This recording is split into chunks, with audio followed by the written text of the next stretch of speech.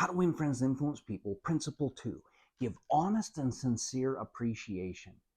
Dale Carnegie, as the author, makes the statement that he says, we are different than animals or anything else in that need is something that makes us different. The need to feel important. He said, as a kid, we raised hogs. And he said, my dad won the state fair with his hogs. And he says he was so proud. He says he hung up the blue ribbon or banner of our hogs. And as all the neighbors would come by, there he was, the banner was out. And he says, you know what? He said, our hogs sat there and they didn't care. They're the ones that won. But he said, they didn't care. He says, human beings have a need to feel important. So he says, when you and I learn and understand that, he says, in fact, if you tell me how you get your feeling of importance, I will tell you who you are.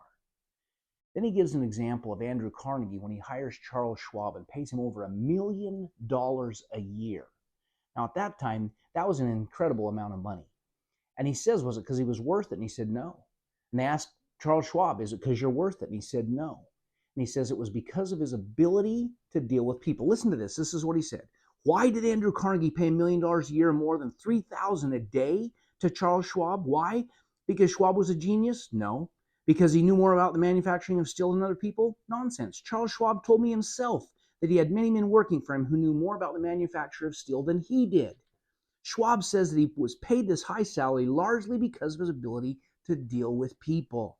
I asked him how he did it, and here is his secret set out in his own words. Words that ought to be cast in eternal bronze and hung in every home and schoolroom, in every shop and every school in the land. Words that children ought to memorize instead of wasting their time memorizing the conjugation of Latin verbs or the amount of the annual rainfall in Brazil. Words that will all but transform your life and mine if we will only live by them. And what are those words, my friends? We'll catch them tomorrow.